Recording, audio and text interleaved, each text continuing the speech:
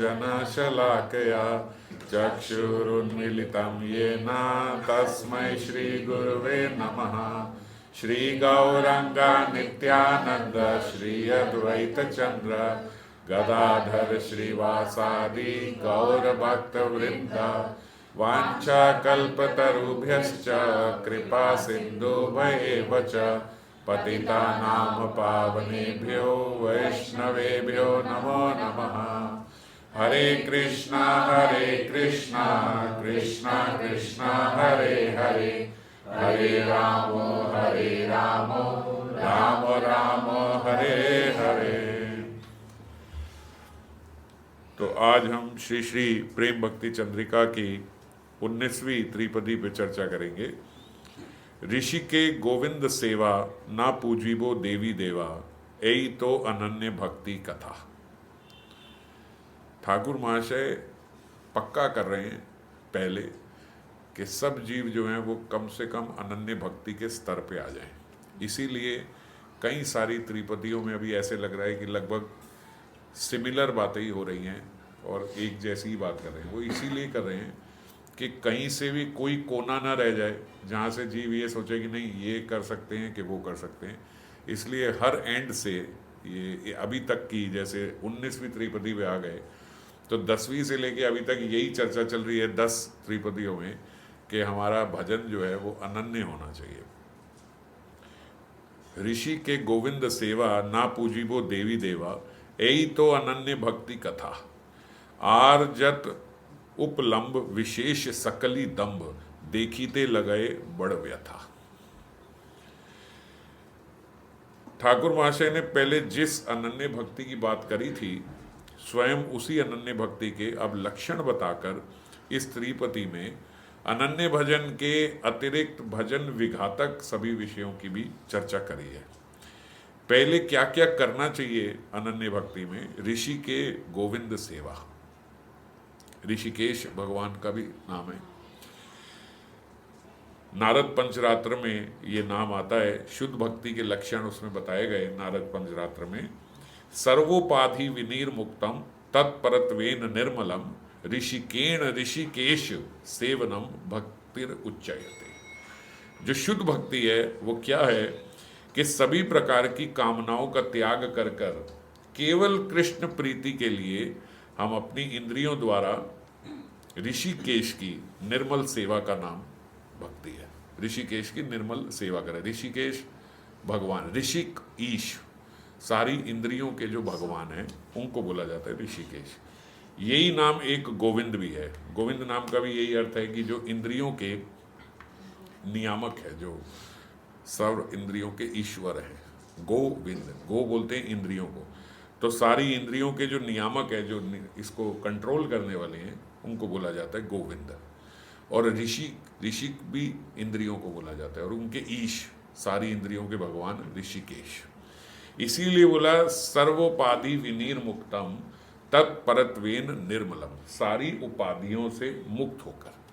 सारी उपाधियां क्या है? I am a daughter in law, I am a mother, I am a daughter, I am a wife, I am a sister, ये उपाधियां हैं। तो क्या बोल रहे हैं? सर्वोपाधि विनिर्मुक्तम, इन सारी उपाधियों से अलग होके भजन किया जाता है।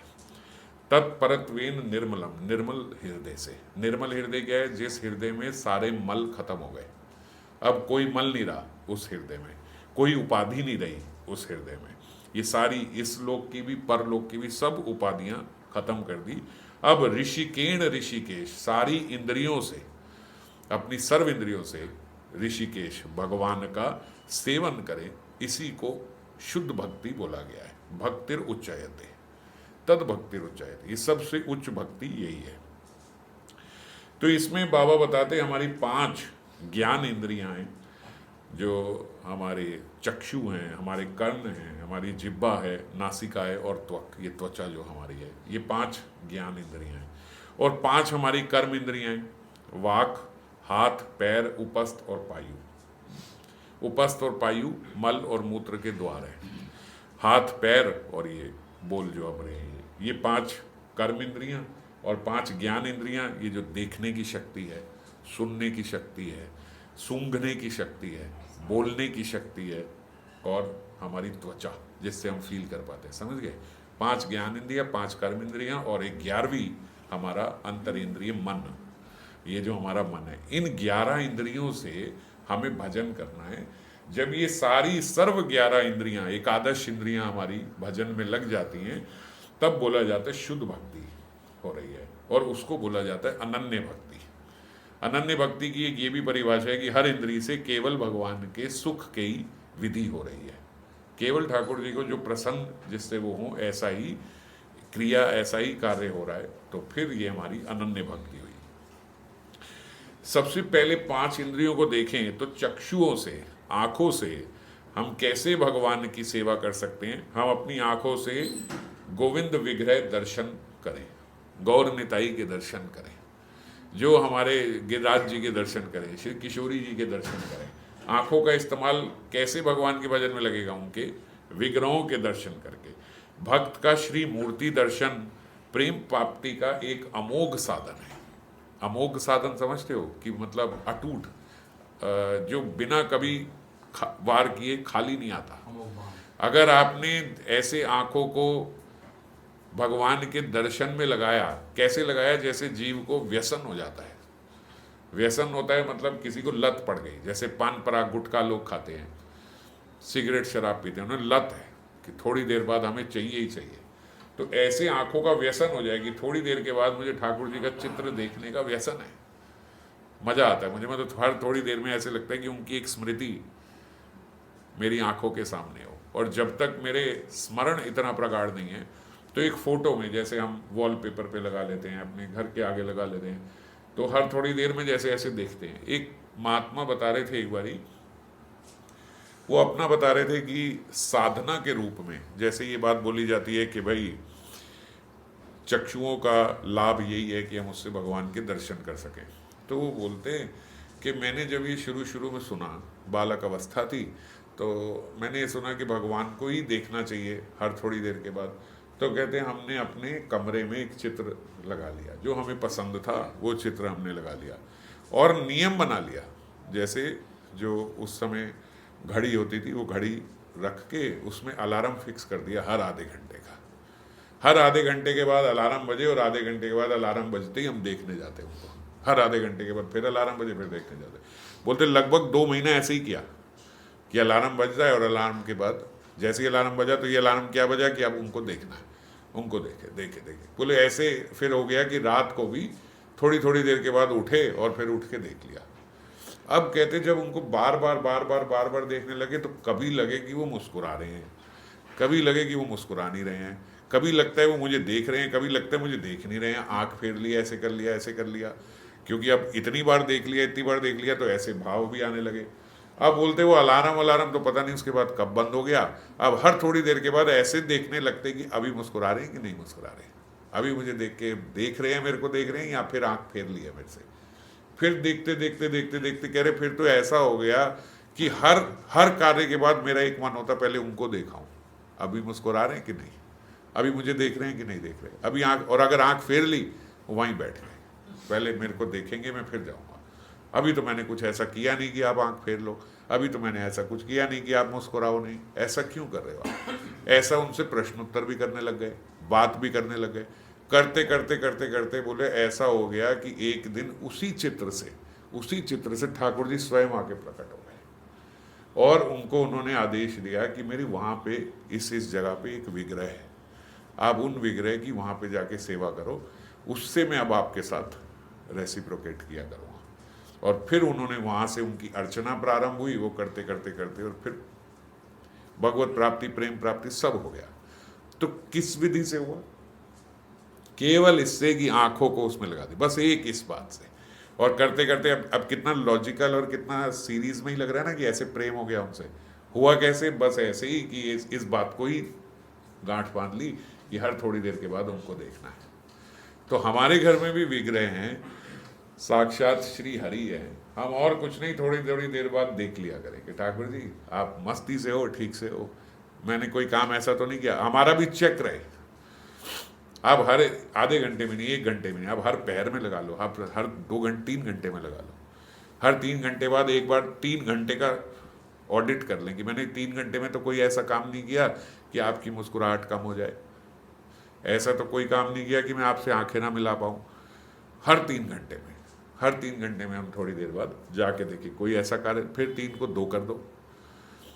देखो जो खाली चित्र लगा रहा है उसको तो फिर संदेह हो कि ऐसा हो रहा है या नहीं हो रहा है। हमारे पास तो साक्षात हरि हैं, साक्षात श्री विग्रह हैं, ठाकुर जी हैं यहाँ पे, तो पूरा रेसिप्रोकेट हमारे साथ होगा यदि हम करना चाहें तो इसीलिए चक्षुओं को सेवा में लगाएं कि वो भगवान के ही दर्शन करें। भक्ति रसामृत सिंधु में रूप गोस्वामी कहते, हे सखे, हम लोगों को बोल रहे हैं, हे सखे, यदि बंधु बांधव आदि के साथ आमोद प्रमोद करने की तुम्हारी वासना हो तो केशी तीर्थ के निकट ये मोर पंख युक्त चूड़े से जो उज्जवल गोविंद मूर्ति है इसके दर्शन मत करना। रूप गोस्वामी ये कई लोगों को कहा करते थे कि भैया अगर तुम्हें मौज मेला करना है, ये जो बंधु बांधव हैं साथ में, इनके साथ रहना है, मस्ती करनी है, तो आके गोविंद देव जी के दर्शन ना कर लेना। अगर गोविंद देव जी के दर्शन कर दिए ये सब छुड़ा देंगे, सब छूट जाएगा, कहीं का नहीं छोड़ेंगे, बावले हो जाओगे, फिर यहीं इन्हीं के पीछे यहीं रहोगे, इनका सौंदर्य देख के ये तुम्हें ऐसा कर देंगे संसार के लायक नहीं रहोगे। तो जब तक संसार में मौज मेला करना है इनके दर्शन मत करने जाना। मना करते थे ऐसे ही, भैया मत जाना संसार को अगर आराम से, तो मना करते हुए भी बाबा बोल रहे कि विपरीत लक्षण से श्री मूर्ति के दर्शनों की विपुल प्रशंसा करते हैं। बोल तो उल्टा रहे हैं मगर बोल क्या रहे हैं कि वो ठाकुर जी असली हैं, केवल मूर्ति नहीं है, वो साक्षात हरि हैं। गोविंद देव जी के दर्शन ना करना। और अभी तो हम सब लोगों ने देखा कि गोविंद देव जी के दर्शन करके ऐसा बना दिया जनवरी में कहीं और जा नहीं पाते, हर बारी फिर वहीं। एक बार सोचा था बस जीवन में दर्शन कर लेंगे, 7-8 साल हो गए ऐसा खिंचाव कर दिया उन्होंने कि वहीं जाने की तीव्रता से इच्छा होती। तो बात है गोविंद देव जी में, रूप गोस्वामी की बात है, गोविंद देव जी में ऐसा आकर्षण तो है कि वहाँ चले जाओ तो फिर छूट नहीं पाता आदमी। गोविंद अनुराग में नयन मन रंग जाएंगे अगर वहाँ जाओगे, बोलते, इसलिए मत जाना। और श्रीमद् भागवतम में भी 2:3-22 में ये बोला गया कि श्री विष्णु के विग्रह दर्शन ना करने से मानव के नेत्र केवल मयूर पुच्छ की लेख की तरह ही जड़ हैं। जैसे मोर के पंख में वो एक चित्र बना होता है ना, एक आंख बनी होती है बीच में, तो वो आंख देख नहीं सकती, वो तो केवल ऐसे बस डिजाइन है। तो बोलते जो लोग अपनी आंखों को भगवान के दर्शन में नहीं लगा रहे, उनके नेत्र वो मयूर पुच्छ के उस नेत्र की तरह ही हैं, वो कभी देख नहीं सकते, बस ऐसे ही हैं, जड़ हैं। भगवत भक्त के दर्शन से भक्ति का संचार होता है। अभी बात कर रहे थे भगवान के, अब बोल रहे हैं भगवत भक्त के भी दर्शन से भक्ति का संचार होता है। हरि भक्ति सुहोदय में बताया कि भक्त के दर्शन को नेत्रों का फल कहा गया है। ये नेत्र होने का क्या फल है? मुझे ये आंखें मिली, इसका क्या फल है? इसका यही फल है कि मैं इससे भगवत भक्तों के दर्शन कर सकूं। तो भगवान के दर्शन, श्री विग्रह के दर्शन और भगवान के भक्तों के दर्शन, भगवान के भक्तों के दर्शन भी उतने मंगलकारी हैं जितने भगवान के दर्शन हैं। गोपियां जो हैं वो अक्षान्वितम, गोपियां कृष्ण के लिए कह रही हैं, अक्षान्वितम फलम इदम यो ना परमा विदामा, वो कह रही हैं कि हम इन नेत्रों का फल यही मानती हैं कि हमें साक्षात श्री कृष्ण के दर्शन हो रहे हैं। इनके दर्शन जो हैं वही ये नेत्र का फल है। अक्षान्वितम फलम, वेणु गीत का 7वां श्लोक है ये, 10:21-7।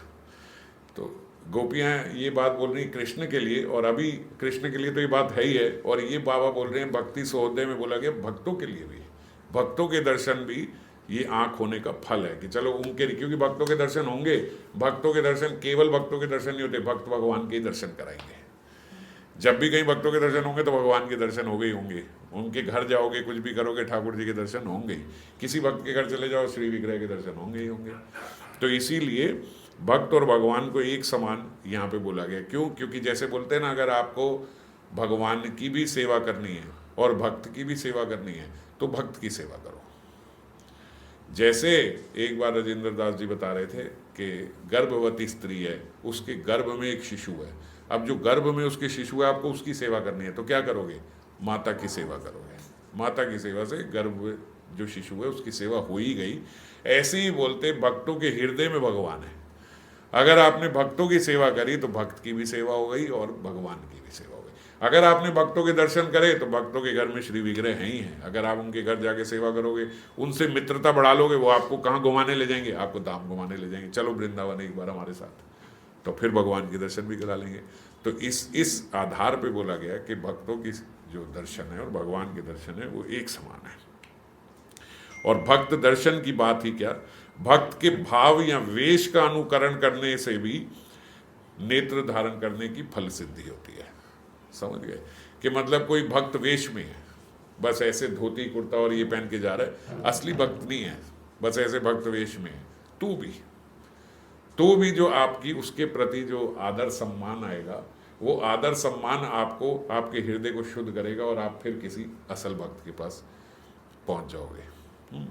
तो इसीलिए अगर वेश के भी दर्शन, जैसे हमने कुछ देखा, ये इस्कॉन के कुछ भक्त जा रहे हैं ऐसे धोती कुर्ता पहन के जा रहे हैं, बड़े सुंदर लग रहे हैं, ऐसा होता है कभी हमारी भी इच्छा हो जाए कि ऐसा कुछ हो जाए। अब हम उनको जानते नहीं है, कुछ नहीं है, बस केवल उनके वेश से ही हम जो है उनके दर्शन करें। हम जानते नहीं कि वो कैसा भक्त है, क्या स्वभाव है, क्या नहीं, बस केवल वेश देख के इच्छा होती है कि एक दिन।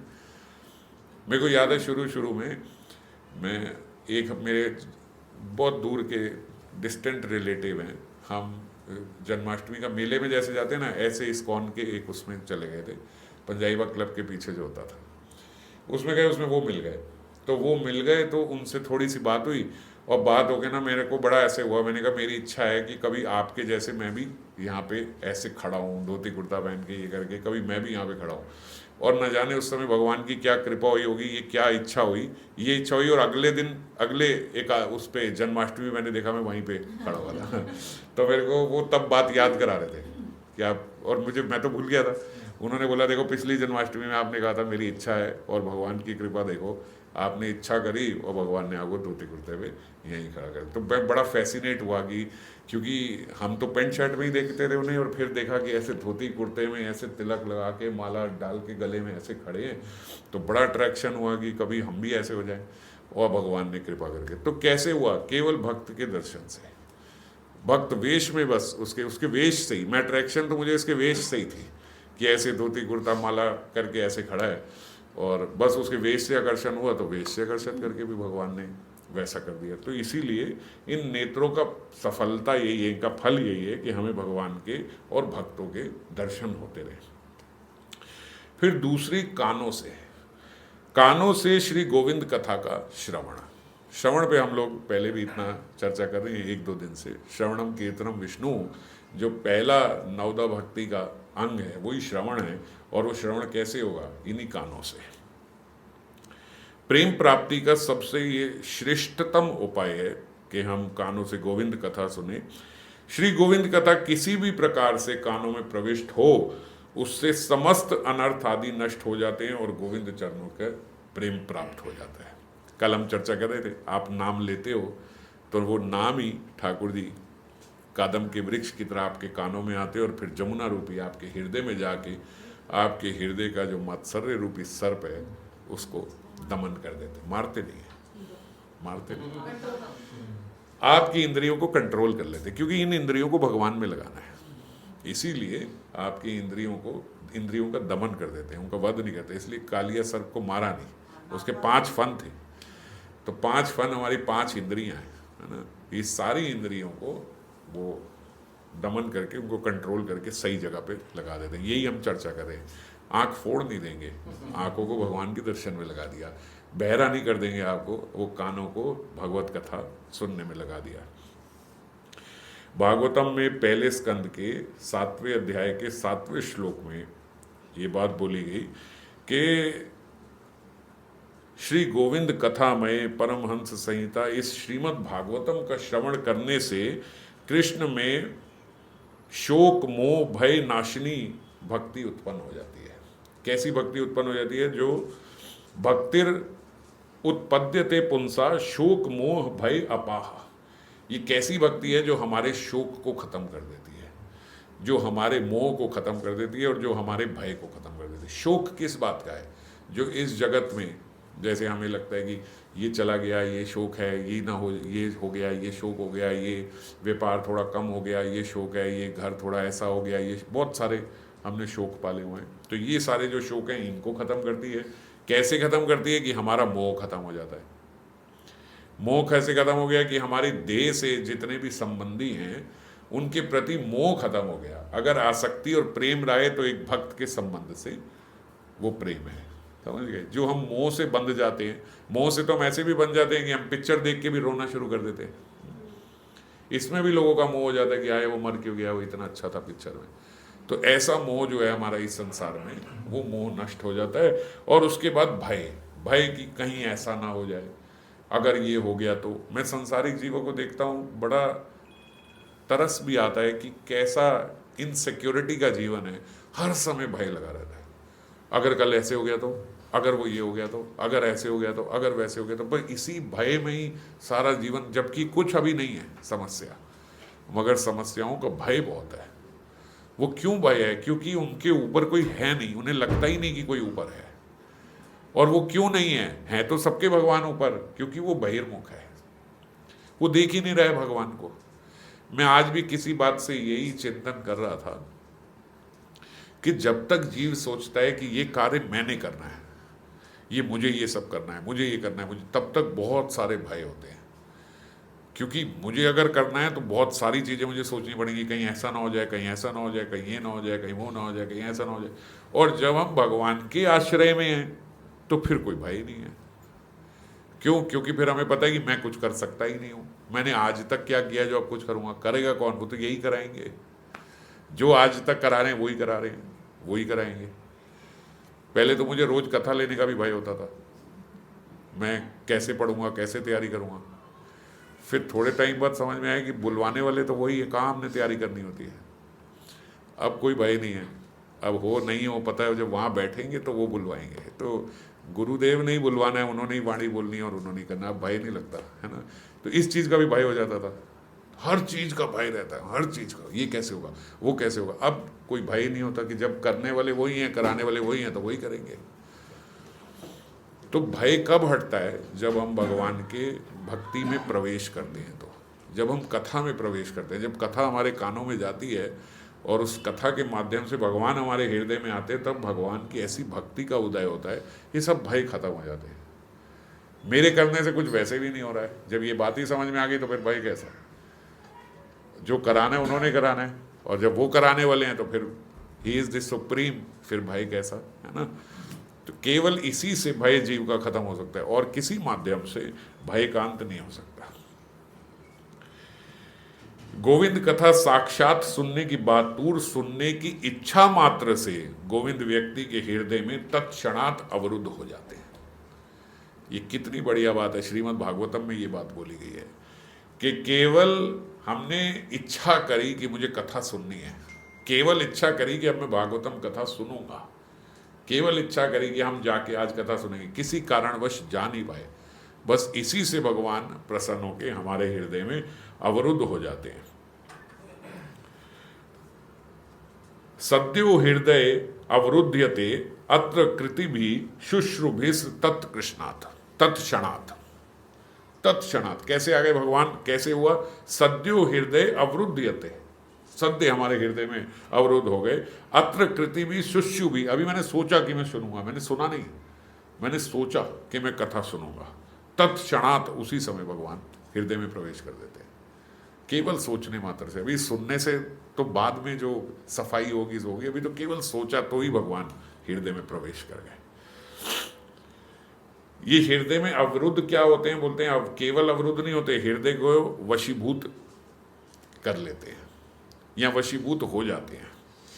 ठाकुर साक्षात उस व्यक्ति के वशीभूत हो गए। ये कितनी बड़ी बात है कि भगवान उसके वशीभूत हो गए। भगवान उसके वशीभूत हो गए मतलब अब वो कथा सुनना चाहता है तो सुनेगा।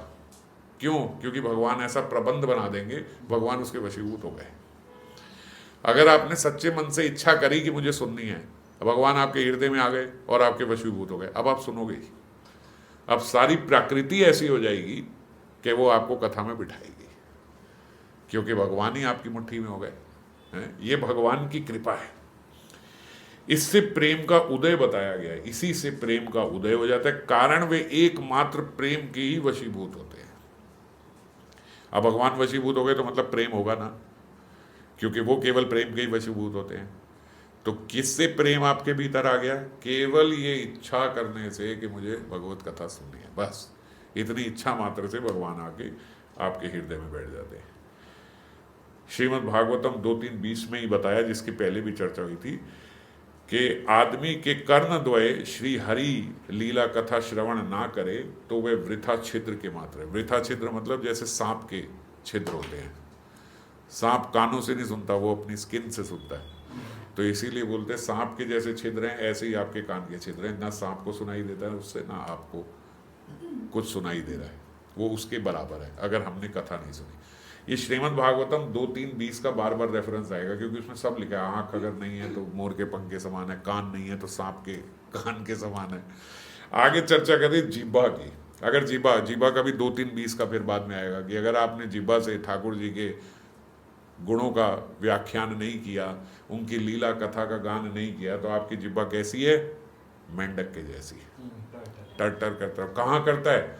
वो बोले कमल का सरोवर है, कमल के सरोवर में भंवरा आके कमल से रस ले रहा है और वो वहीं पे है। भंवरा कहाँ से आता है? बोले कई किलोमीटर दूर से भंवरे को सुगंध आ जाती है कि यहाँ कमल खिल गया है। और जो ये है मेंढक, ये वहीं पे बैठा टर टर टर टर कर रहा है, इसे नहीं पता लगता कि ये इतना आस्वादन यहाँ पे मिल रहा है ना। वो वहीं बैठा टर टर टर टर कर। तो इसीलिए बोल रहे हैं आपकी जिह्वा फिर मेंढक की तरह है। तो जिह्वा का सदुपयोग क्या है कि वो गोविंद के नैवेद्य का आस्वादन करे, भगवान के प्रसाद का सबसे बढ़िया इस्तेमाल है। भगवान के ऐसी इंद्रिय दी है कि उसका आस्वादन, कैसा आस्वादन? भगवान के प्रसाद को ही खाना है, आपने आस्वादन लेना है। श्री गोविंद अधरामृत जीव की, श्री गोविंद के अतिरिक्त अन्य विषयों की स्पृहा का विनाश करता है।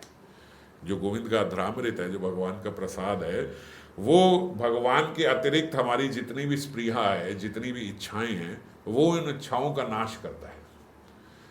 समझ गए? तो उन इच्छाओं का नाश कैसे हो जाएगा? केवल भगवत प्रसाद बने। हम बोलते हैं ना हमारे हृदय की सफाई कैसे होगी, कैसे होगी, कैसे होगी? हरि नाम से तो हो ही रही है।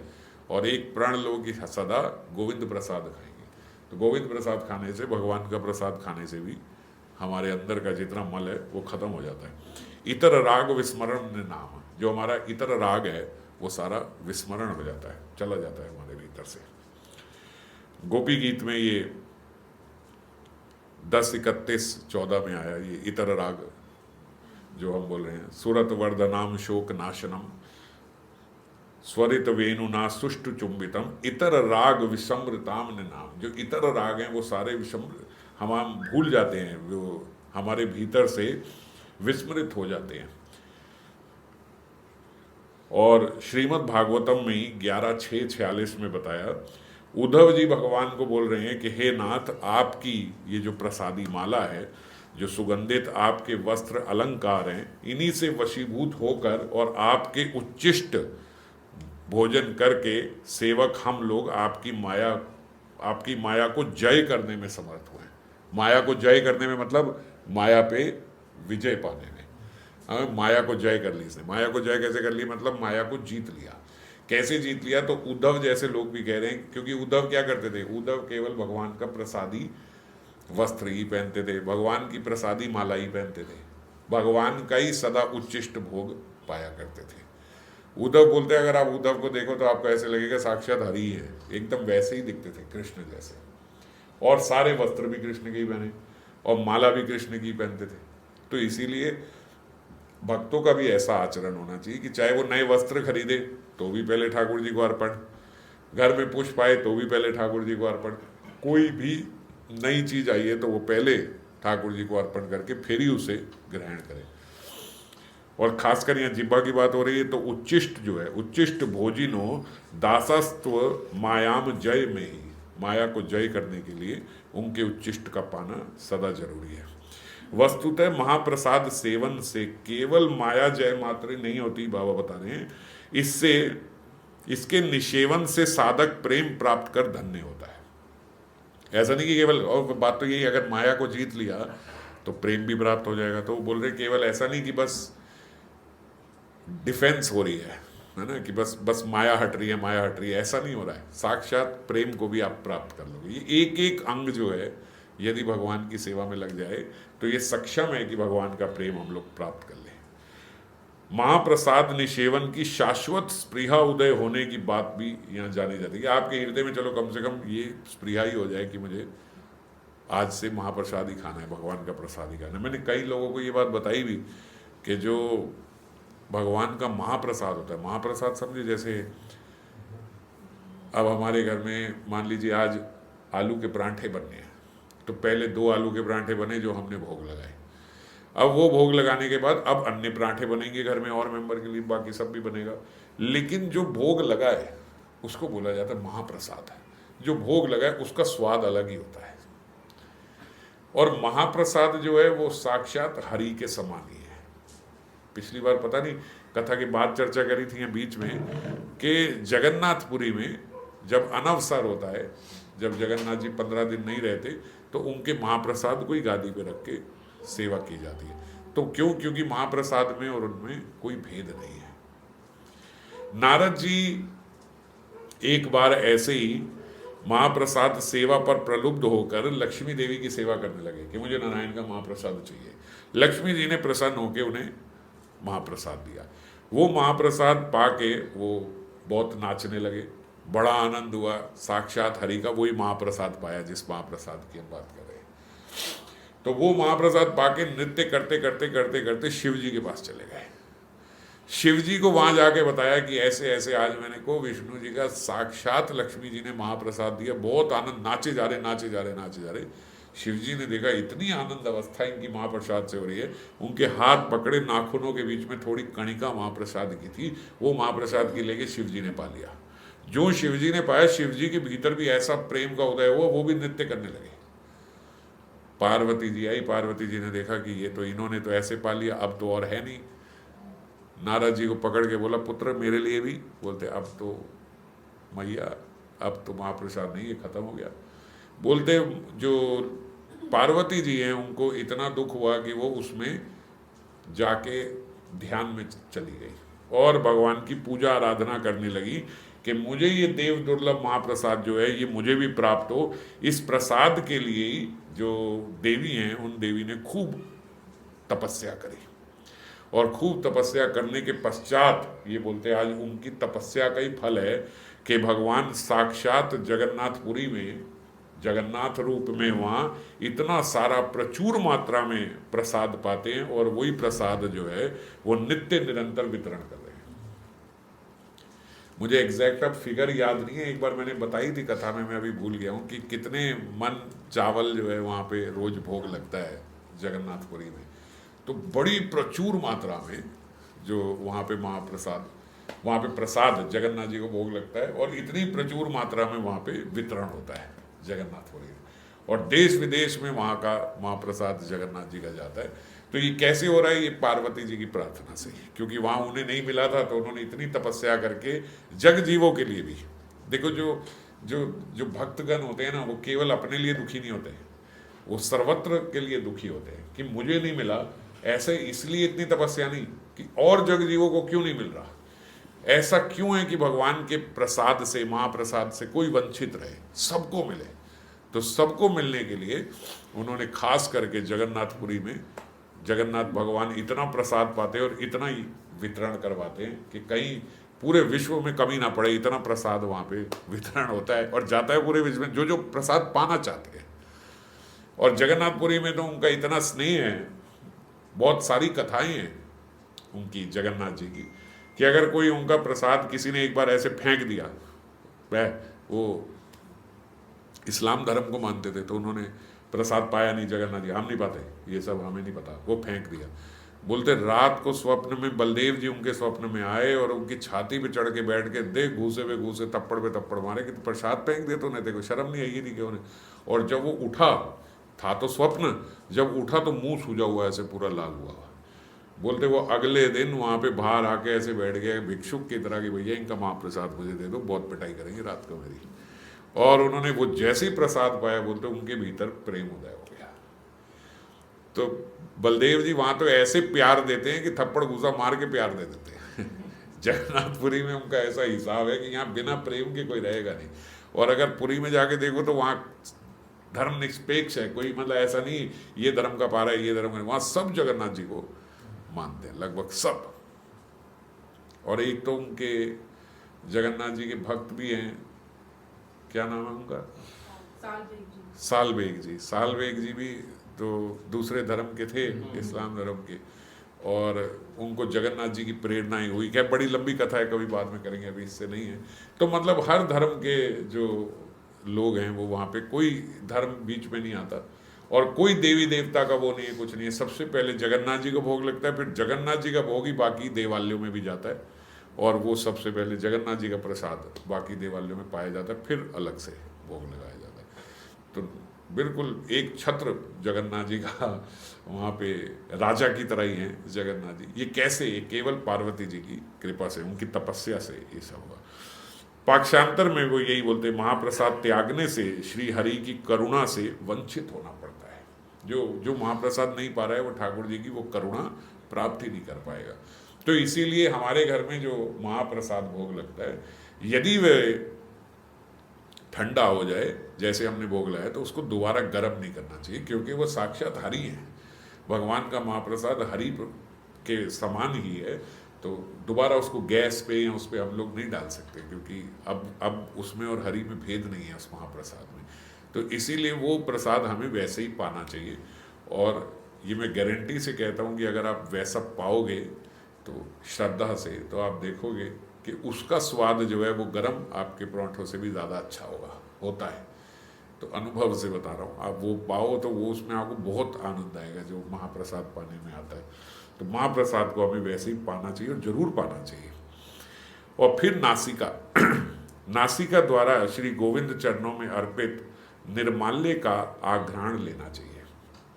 जैसे आप लोग पुष्पमाला जैसे ही पहनाते हो तो पहले में उसको सूंघ के फिर ऐसे पहनते हैं। तो क्यों सूंघते हैं? क्योंकि ठाकुर जी की प्रसादी है। ठाकुर जी की प्रसादी की यही रिस्पेक्ट है कि जैसे ही जब मिले उनके पुष्प, उनकी माला, तो पहले उसको सूंघना चाहिए।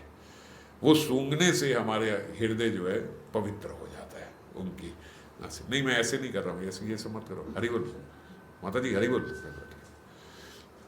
ये वही बात हो गई, वो बोलते एक बार एक संत गए थे तो उनके लिए उन्होंने प्रसाद लगाया सारा। अब माता जी खुद दे रही हैं, क्योंकि संत प्रवृत्ति है, उनको सब माता जी खिलाए जा रही। महाराज उन्होंने देखा पीछे खीर पड़ी है, वो तो दे नहीं रही है। इन्होंने सब दे दिया अपने आप से, अब कैसे मांगूं, खीर तो दे नहीं रही है। उन्होंने बोला, माता जी जानते हो आज जब मैं आ रहा था एक बहुत बड़ा सांप मिला रास्ते में। कहती हैं हाँ। बोले कितना लंबा? बोले मान लो बस वो खीर तक जा रहा होगा, इतना लंबा सांप था। अरे प्रभु जी आपको खीर तो दी नहीं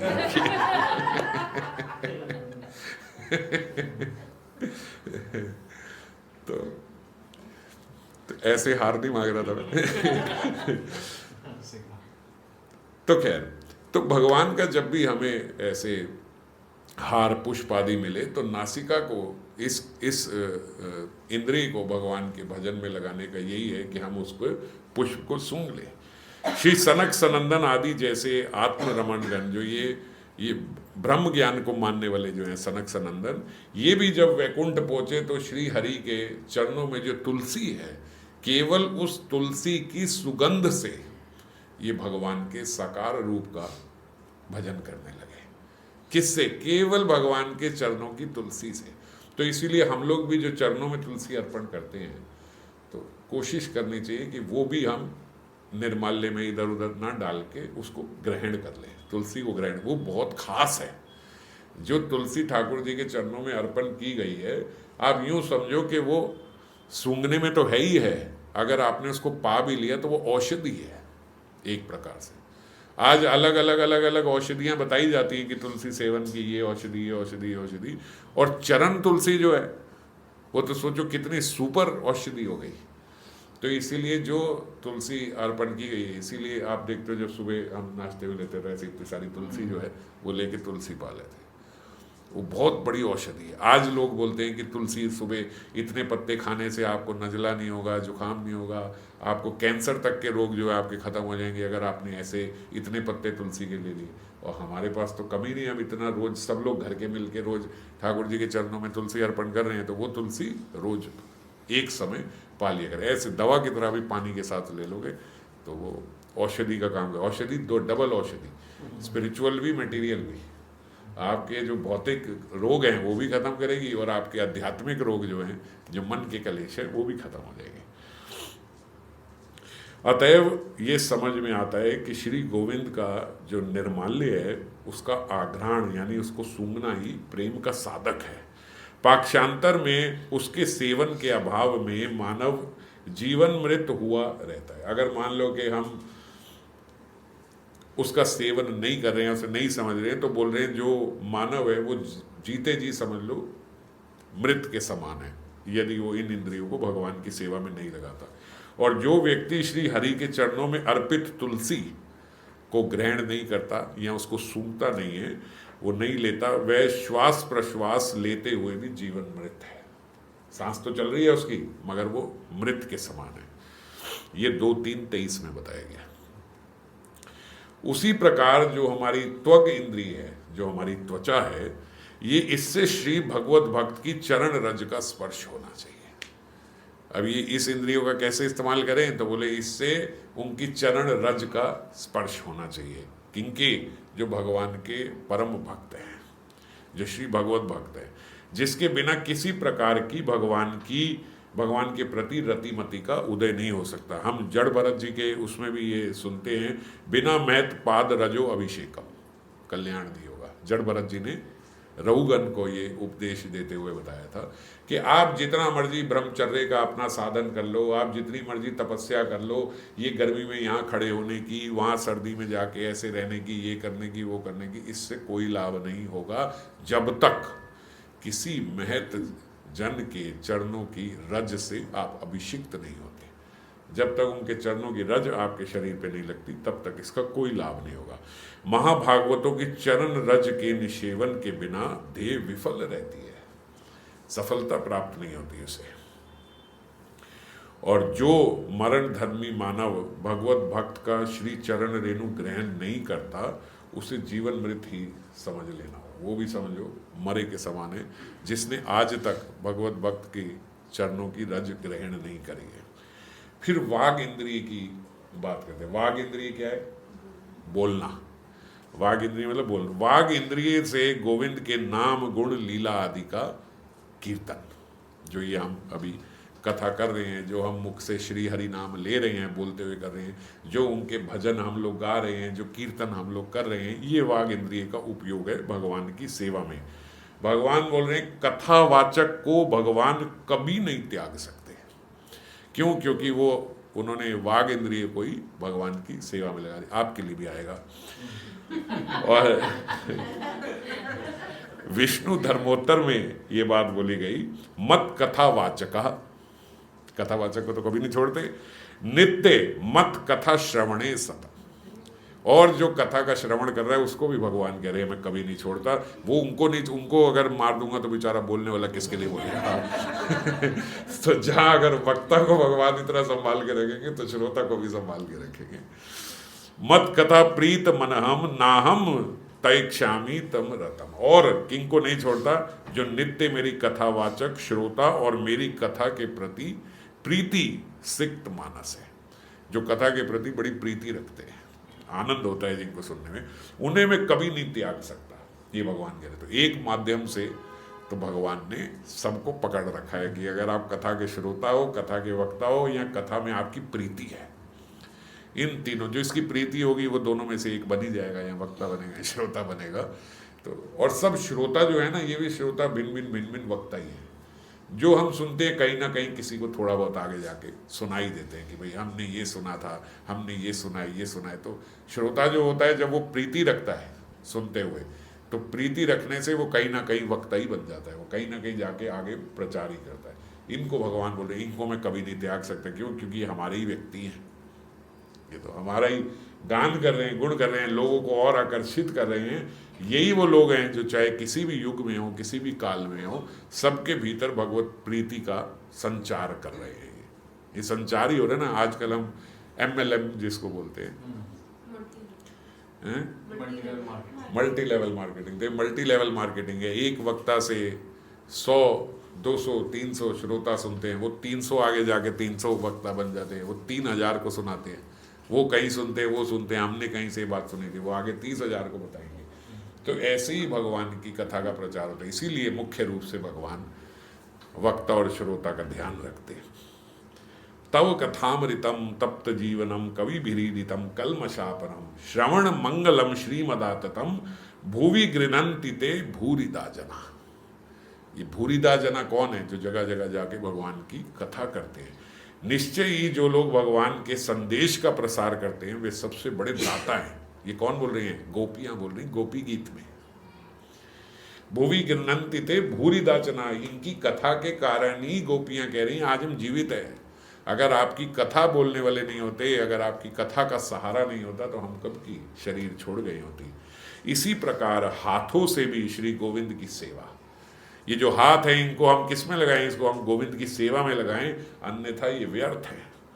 आदमी के हाथ यदि हरि की सेवा कार्य में ना करें तो सम उज्ज्वल स्वर्ण कुंडलों, ये कंकड़ों जो कड़े होते हैं सोने के, इनसे सुशोभित होने पर भी मृत व्यक्ति के हाथों जैसे ही समझना चाहिए। जैसे मरे व्यक्ति के हाथ हैं ऐसे ही समझना चाहिए यदि इन हाथों से भगवान की सेवा नहीं हो रही तो भगवान की और भक्तों की सेवा में ही इन हाथों को लगाना चाहिए। अगर जीव निरोग रहना चाहता है, अगर जीव ऐसा चाहता है कि उसके जीवन में कष्ट ना आए, तो उनको अपने हाथ पैरों को, अपनी वाग इंद्रियों को सदा भगवान की सेवा में ही लगाना चाहिए, भक्तों की सेवा में लगाना चाहिए। कहीं जहां भी, मैं ये बात सीख के कई भक्तों को बताई, आप लोगों को बता रहा हूँ, ये व्यथा नहीं है कि अगर आपने कहीं किसी वैष्णव की सेवा में आलस्य कर दिया, किसी वैष्णव की सेवा में आपका ऐसा हो गया कि आप अपने कंफर्ट जोन से बाहर नहीं जा रहे, इसलिए छोड़ दिया आपने कि चलो हो ही जाएगी ना, खुद कर ही लेंगे, हो ऐसे थोड़ी, मतलब अब कोई मर थोड़ी रहा है आपकी सेवा के बिना, ये तो होता ही है ना, तो इसलिए बड़ी आसानी से छोड़ देते हैं। ऐसे थोड़ी है कि मैं नहीं कर रहा हूँ तो होगी नहीं। तो मान लीजिए किसी को प्यास भी लग रही है तो आपने कहा कि ले लेगा पानी, कोई दे देगा, और अब छोड़ना, अब मैं नहीं अभी उठ रहा, ऐसा छोटी सी बात बता रहा हूँ। हम तो बड़े बड़े आलस करते, छोटा सा इतना भी आलस करा लो। अगर आपने ये भी आज करा है तो एक समय जरूर आएगा जब आप प्यासे बैठे होगे और आपको पानी देने वाला कोई नहीं होगा। क्यों हुआ? क्योंकि उस समय आपने उस वैष्णव के प्रति, सेवा के प्रति आलस्य करा था। तो इसीलिए वैष्णव सेवा में हमेशा तत्पर रहना चाहिए। अपने कंफर्ट जोन से बाहर आके भी अगर कोई सेवा करनी पड़े तो वो सेवा हमें करनी चाहिए। हम तो निरोग रहेंगे, ये एक बात है, ये अनुषांगिक बात है। मुख्य रूप से भगवान की बड़ी प्रसन्नता होती है।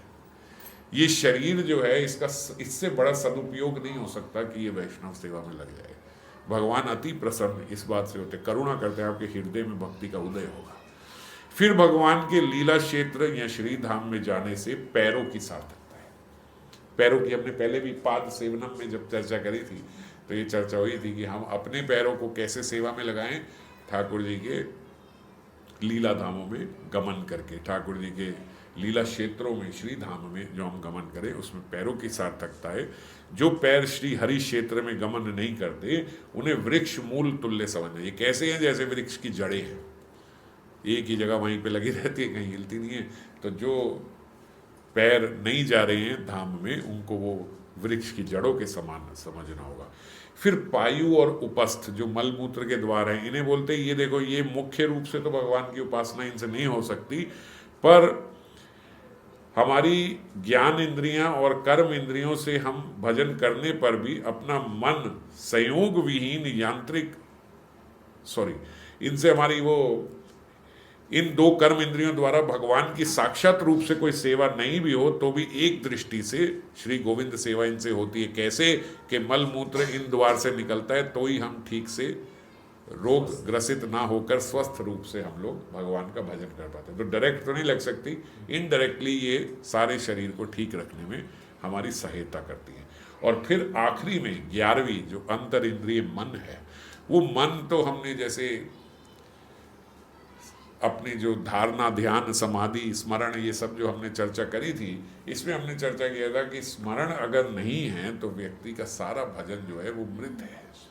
कोई भी कार्य करे, ये 10 इंद्रियां जो हमने लगाई हैं, इसमें यदि मन का सहयोग नहीं हुआ है, अब आपने कहा था कि नहीं कोई वैष्णव प्यासा तो ऐसे नहीं, आलस नहीं करना चाहिए, तो जाए यार, उठ के गए, पानी ला के दे दिया, नहीं तो हमें किसी दिन प्यास से मरना पड़ेगा, इसको पानी नहीं दिया था, तो इसमें क्या वो मन का सहयोग नहीं हुआ। आपने बस इसलिए कि चाहे यार डर जाता ना आदमी, भय के कारण कर दो, नहीं, ये ऐसे नहीं, ऐसी वैष्णव सेवा वो भी नहीं लगी वो भी जीरो हो गई, फिर बैठे ही रहो यार तो अगर आपके मन का सहयोग नहीं हुआ तो वो वैष्णव सेवा नहीं मानी जाती। तो इसलिए साधना भी जो कर रहे हैं, नाम ले रहे हैं, तो नाम में स्मरण साथ में जरूरी होना चाहिए। अर्चना कर रहे हैं तो अर्चना भी मन से समझ के, मन से, अपने मन में वही साक्षात सेवा चल रही है, मन के संयोग के साथ सेवा, आनंद आ रहा है, आनंद के साथ सेवा होनी चाहिए। ऐसा नहीं कि मन उसमें नहीं लगा, बस किसी तरीके से औपचारिकता से हम लोग ये सारी अर्चना इत्यादि करें, ऐसा नहीं होना चाहिए। इसीलिए प्रयत्नशील साधक इस बात का विशेष रूप से ध्यान रखे कि ज्ञान इंद्रिय कर्म इंद्रियों का भजन मन संयोग के साथ ही हो। ये जितने भी हमने ज्ञान इंद्रिय कर्म इंद्रियों का समय, ये सब मन के संयोग के साथ ही हो। जगत गुरु श्री कृष्ण अपने श्री चरण कमल स्मरण करने वाले के निकट साक्षात आविर्भूत होकर आत्मदान किया करते। भगवान नाम हम ले रहे हैं, सब कर रहे हैं, इसके साथ यदि हमारा स्मरण हो जाए तो भगवान शीघ्र अतिशीघ्र हमारे सामने आविर्भूत हो जाते हैं। स्मरण से मन नहीं लगा तो कुछ नहीं लगा, और मन लग गया तो सब कुछ हो गया। स्मर्तव्य सततम विष्णु विस्मर्तव्यो न जातुचित। क्या? हमेशा सर्वदा विष्णु का स्मरण करना ही कर्तव्य है, और उन्हें कभी भूलना यही सबसे अनुचित कार्य है। सबसे उचित क्या है? उनका ध्यान रखना, और सबसे खराब बात क्या है? उनका विस्मरण हो जाना। तो इस प्रकार इंद्रियों द्वारा इंद्रियाधीश श्री गोविंद की सेवा करना और देव देवियों की उपासना ना करना, यही अन्य भक्ति है। अब स्पष्ट रूप से यहाँ पे बोल रहे हैं कि इसी प्रकार जब आपने ठाकुर जी की कर दी, प्रेम मोहब्बत से बहुत बात पहले बताई उन्होंने, अभी सीधा सीधा बोल रहे हैं कि इनकी करना और इनकी नहीं करना। क्यों नहीं करना, इस पर हम बहुत चर्चा कर चुके हैं कि भैया उन्हीं अनन्य भाग ने की, उन्हीं की जड़ों में आप डाल रहे हो, तो उनकी जड़ में डालने से सारा कुछ उन्हें मिल ही रहा है। ये अपि अन्य देवता भक्ता यजन्ते श्रद्धायान्विता ते अपि माम एव कौन्तेय यजन्ति अविधि पूर्वक। अगर वहां आप श्रद्धा से भी भजन कर रहे हो देवी देवताओं का, तो भी भगवान का भजन हो रहा है, लेकिन अविधि पूर्वक हो रहा है। समझ गए? तो इसीलिए विधि से भगवान के चरणों में ही भजन करें, अन्य देवी देवताओं के भजन करने की आवश्यकता नहीं है। आवश्यकता भी नहीं है, और अपराध और बन जाता है। विपदो ना एव विपदा संपदो ना एव संपदा, विपद विस्मरणम विष्णु और संपन्न नारायण स्मृति। सदा नारायण का ही, भगवान का ही ध्यान रहे, और जितनी भी इस दुनिया में विपदा है वो कोई विपदा नहीं है। विपदा ना ये विपदा संपदो ना ये संपदा। विपदा क्या है? जब हमें भगवान का विस्मरण हो गया। आपके जीवन में विपदा आई, उस विपदा से आपको भगवान का स्मरण हुआ, आपको भजन प्राप्त हुआ, आपको पता लगा मेरे जीवन का लक्ष्य क्या है, तो वो विपदा नहीं है। ये बोल रहे विपदा ना ये वो विपदा, वो विपदा नहीं है। वो क्या है? वो संपदा है। क्यों? क्योंकि उससे स्मरण हुआ। और विपदा क्या है? मैं इतने दुनिया के मौज मेले में खो गया था, इतना एंजॉय कर रहा था कि मुझे भगवान का ध्यान ही ना आया। हमें लग रहा है वो संपदा है ना, संपदा ना ये संपदा, वो विपदा है। क्यों? क्योंकि विष्णु विस्मरणम, उसमें आप भगवान को भूल गए थे। जिसमें भगवान को भूल गए, सच्ची विपदा तो वो है, क्योंकि आपके मनुष्य देह का लक्ष्य ही खत्म हो गया। आप यहाँ आए क्यों थे? ये शरीर मिला क्यों था? आपको यही लक्ष्य खत्म हो गया। तो ये तो सबसे बड़ी विपदा है।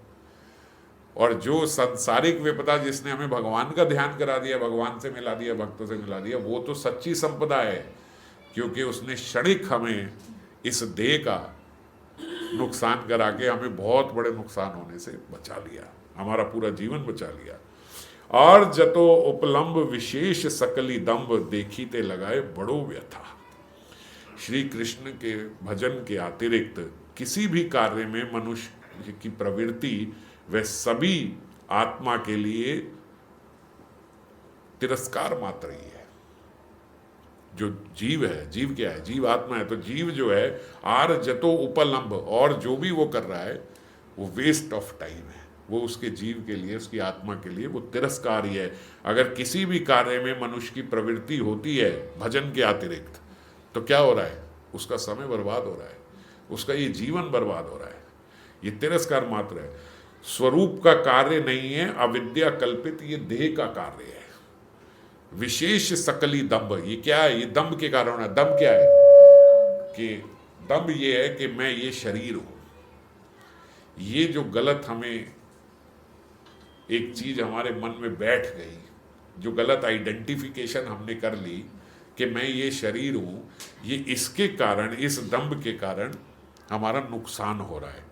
आर जतो उपलम्ब विशेष सकली दंभ, इसी दंभ के कारण हम और कार्यों में प्रवृत्त होते हैं और अपना नुकसान करते हैं।